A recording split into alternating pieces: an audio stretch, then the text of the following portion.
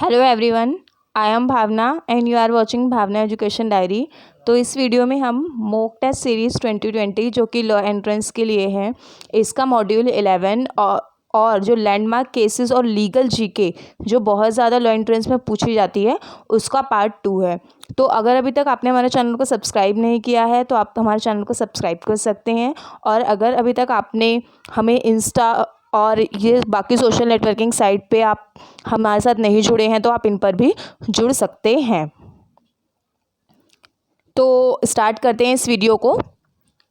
तो first question है इसका, with which of the following issue did DK Basu versus state of West Bengal deals with. तो ये जो DK Basu versus state of West Bengal का केस है, ये किस चीज़ के रिलेटेड है, ये किस चीज़ की बात करता है। तो सबसे पहले ये जो है यहाँ पे ऑप्शन ए बी मेंशन नहीं है, बट फर्स्ट है safe guards against sexual exploitation, safe guard for arrest persons, safe guard for children, safe guards for unorganised worker. तो इसका करेक्ट ऑप्शन है ऑप्शन बी है। यहाँ पे ये अरेस्ट जो पर्सन है उसके राइट्स के बारे में इस केस में बात की गई है, D K Basu versus state of West Bengal.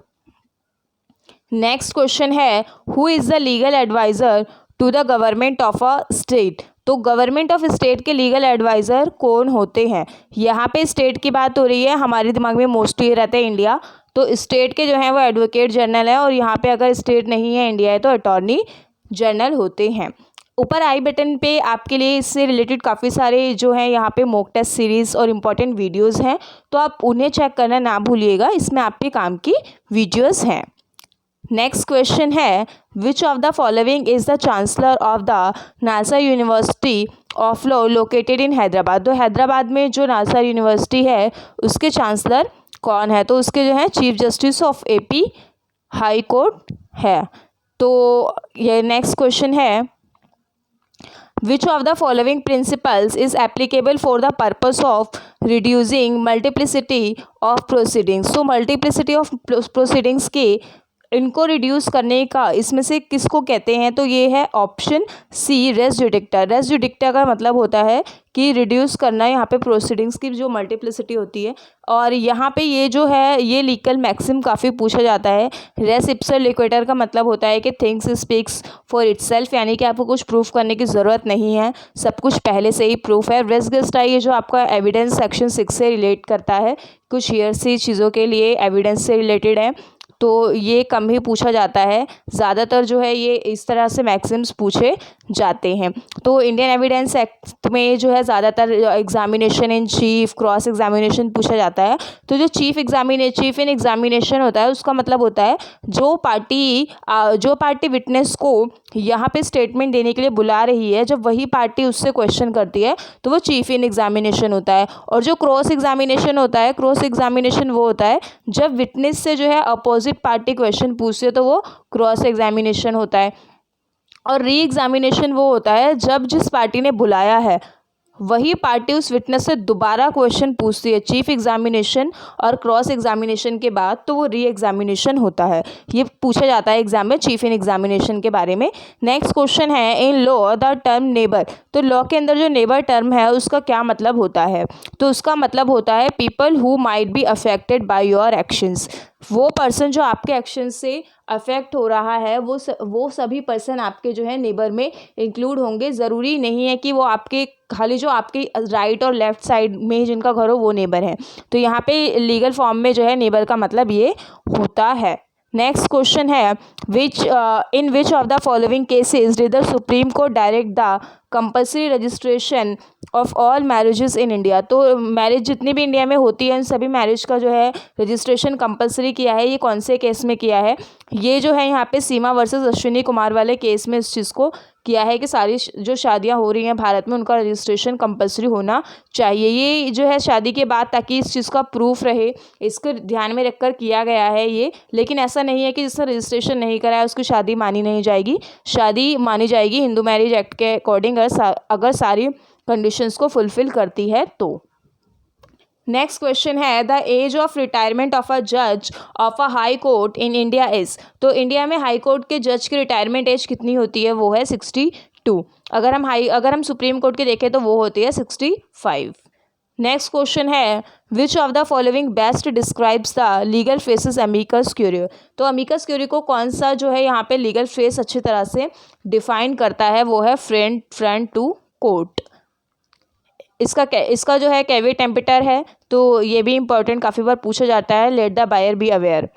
Next question है in which of the following cases did the supreme court for the first time lays down the fundamental rights have primacy over the directive principle of state policy. तो अगर DPSP है तो उससे ज़्यादा जो है यहाँ पे प्रायोरिटी हम फंडामेंटल राइट्स को देंगे। किस केस में कहा गया है, ये जो है Minerva Mills versus union of India में कहा गया है। नेक्स्ट क्वेश्चन है which of the following laws deals with intellectual property protection for horticulture products. तो यहाँ पे इसका जो करेक्ट ऑप्शन है, करेक्ट ऑप्शन ए है। ये इंटेलेक्चुअल प्रॉपर्टी राइट से रिलेटेड काफ़ी क्वेश्चन पूछे जाते हैं एंट्रेंस में, जैसे पेटेंट, कॉपीराइट, तो इनका जो है टर्म कितना होता है, और ट्रेडमार्क इनको 10 ईयर, 60 ईयर, कॉपीराइट का इससे 60 ईयर, इस टाइप से जो ईयर है उस पर क्वेश्चन पूछे जाते हैं। और क्या चीज़ इंटेलेक्चुअल प्रॉपर्टी राइट में फॉल नहीं करती, पेटेंट जो है जैसे न्यू डिस्कवरीज के लिए ग्रांट किया जाता है, और टैग जो है जोग्राफिकल इंडिकेशन टैग जो होते हैं किस किस में प्रोवाइड कराए जाते हैं। तो इस टाइप के क्वेश्चन काफ़ी ज़्यादा इंटेलेक्चुअल प्रॉपर्टी राइट में पूछे जाते हैं। नेक्स्ट क्वेश्चन है which of the following is interested with statutory duty of laying down the standard of professional conduct and attitude for advocates in India. तो इसका करेक्ट ऑप्शन है बार काउंसिल ऑफ इंडिया को जो है यहाँ पे सारे एडवोकेट्स को ये यहाँ पे इनका रूल चलता है, और इसके साथ ही ये इम्पॉर्टेंट है। नेक्स्ट क्वेश्चन है a person has design a new type of scissors for cutting the clothes under which act can be he six protection of his invention. तो न्यू इन्वेंशन जो है वो किसके अंदर ग्रांट की जाती है, वो पेटेंट के अंदर ग्रांट की जाती है। तो ये इस टाइप से आपको कुछ भी दे सकते हैं, कोई ऐसी भी कंडीशन दे सकते हैं। तो आपको ये देखना है कि यहाँ पे जो है वो न्यू इन्वेंशन, न्यू डिस्कवरी है, तो यहाँ पे आपको पेटेंट ग्रांट किया जाएगा, और ये टाइम टू टाइम आपको जो है वो रिन्यू भी कराना पड़ता है। नेक्स्ट क्वेश्चन है which of the following writ can be use against a person believe to be holding a public office he is not entitle to hold. तो यहाँ पे जो करेक्ट ऑप्शन है इसका है हु इज़ अथॉरिटी, यानी कि क्यू वेरेंटो। नेक्स्ट क्वेश्चन है यहाँ पे आपको रिट्स को मैच करना है कि कौन सी रिट का क्या मतलब होता है। तो यहाँ पे जैसे कि हम देखते हैं हैबेस कॉर्पस का क्या मतलब होता है कि you may have the body, और मैंडेमस का क्या मतलब होता है वी कमांड, आपको क्या मिल रही है, कमांड, वी कमांड आदेश है ये। और यहाँ पे क्वी वारंटो का क्या मतलब होता है व्हाट इज़ योर अथॉरिटी, और सर्टियोरी का मतलब होता है टू बी सर्टिफाइड। तो इसमें आपको करेक्ट ऑप्शन देके इसे मैच करना है। Correct option is option last वाला, ऑप्शन डी। तो ये रिट पे तो काफ़ी क्वेश्चंस पूछे ही जाते हैं, चाहे इसका मतलब पूछ लिया जाता है या सिचुएशन देख के आपसे पूछी जाती है कि कौन सी रिट है। तो ये बहुत ज़्यादा इंपॉर्टेंट है, एक भी रिट आपको छोड़नी नहीं है।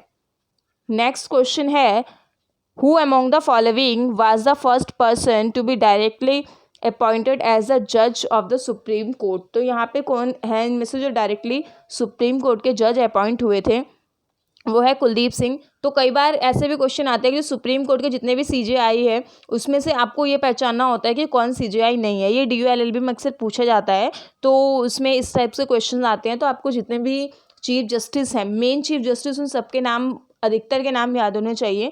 मोस्टली क्वेश्चन रिपीट भी होते हैं, तो इस टाइप से पूछे जाते हैं। और जो प्रेजेंट चीफ जस्टिस हैं वो 47 नंबर के हैं SA बोबडे। तो यहाँ पे उनका नाम, उनका जो कौन से नंबर पे वो चल रहे हैं, ये सब पूछा जा सकता है। और ये जो है इसी 2019 में अपॉइंट हुए हैं, तो इनका जो है बहुत ज़्यादा पूछा जा सकता है SA Bobde, 47 chief justice of India.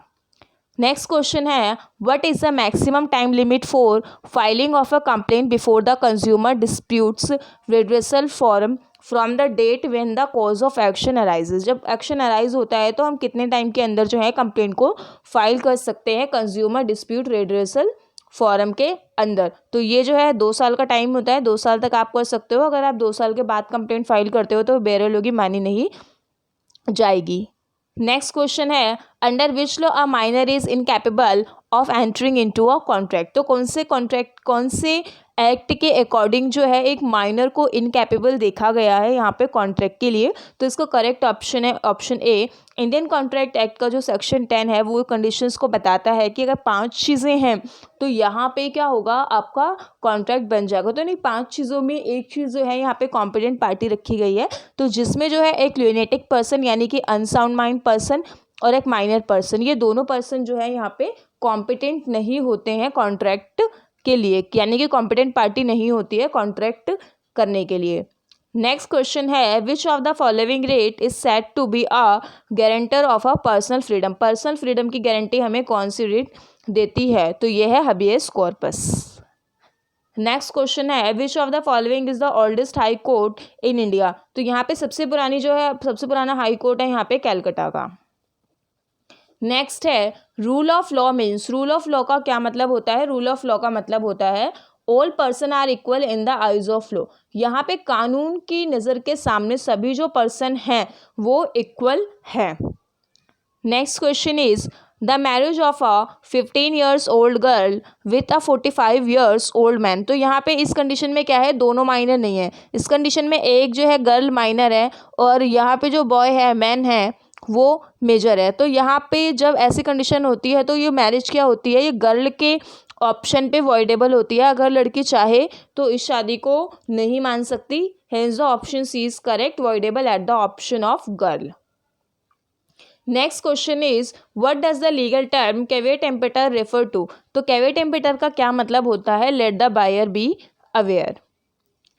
Next question is who was the first women जज to be appointed to the supreme court of India. यानी सुप्रीम कोर्ट में पहली वुमेन जज कौन सी है, वो है फातिमा बीवी, justice Shrimati Fatima Beevi. Next question है who was the first women जज to be appointed as the chief justice of high court. यहाँ पे हाई कोर्ट की बात कर रहा है और वो जो थी सुप्रीम कोर्ट की, तो हाई कोर्ट की है Shrimati Leela Seth. Option C is correct.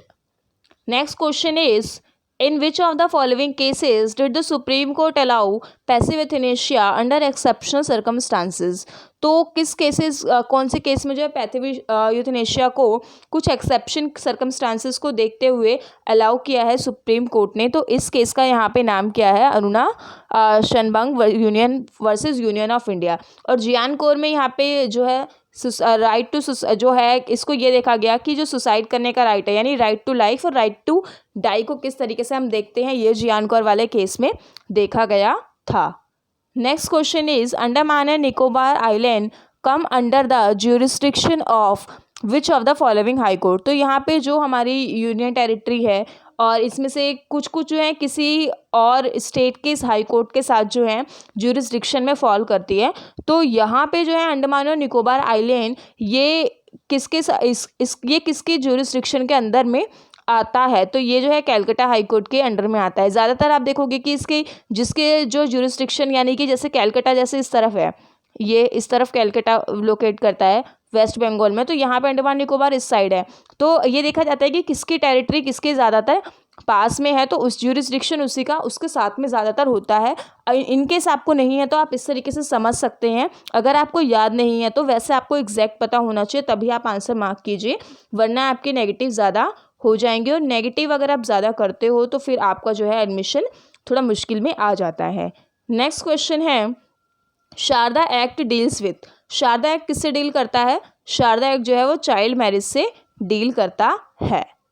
Next question is who of the following is created with drafting the Indian penal code. Indian penal code को जो है किसने ड्राफ्ट किया है? लॉर्ड मैकॉले ने। लॉर्ड मैकॉले ने जो है इसको ड्राफ्ट किया है इंडियन पेनल कोड 1860, जो यहाँ पे पनिशमेंट बताता है ऑफेंसेस से रिलेटेड। ये प्रोसीजर नहीं बताता, ये सिर्फ पनिशमेंट बताता है। और प्रोसीजर जो बताता है वो CRPC है। CRPC 1973 में हम इसको देखते हैं और ये 1860 में जो है IPC आया है।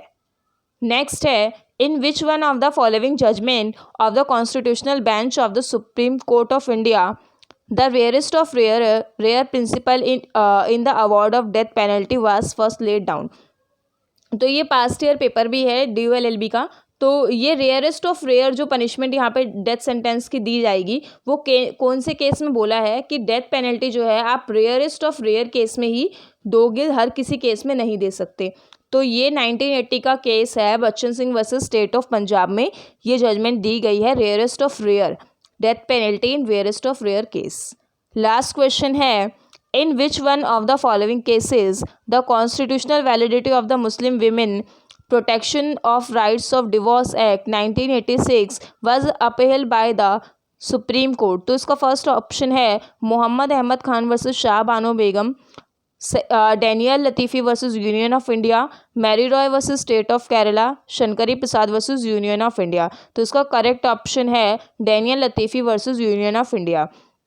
तो ये वाला ये लीगल जीके और कॉन्स्टिट्यूशन के यहाँ पे जितने भी लैंडमार्क कुछ केसेस हैं इनका मॉड्यूल ये यहीं पे ख़त्म होता है। तो अगर आपने बाकी मॉड्यूल्स को नहीं चेक किया है लॉ एंट्रेंस के लिए, आप पुनः हमारे चैनल पे विजिट करके मॉक टेस्ट सीरीज़ के प्लेलिस्ट में जाके ज़रूर चेक कीजिए, क्योंकि काफ़ी इंपॉर्टेंट क्वेश्चंस हैं। कोई भी क्वेश्चन आपका एंट्रेंस के लिए छूटना नहीं चाहिए, क्योंकि कोई भी क्वेश्चन वो एग्ज़ाम में पूछ सकते हैं। आप कुछ भी इतना एक्सपेक्ट नहीं कर सकते, लेकिन आप एक भी क्वेश्चन नहीं छोड़ सकते। और अगर अभी तक आपने हमारे चैनल को सब्सक्राइब नहीं किया है, do subscribe my channel. If you feel this video helpful then don't forget to like, share and subscribe. Thank you.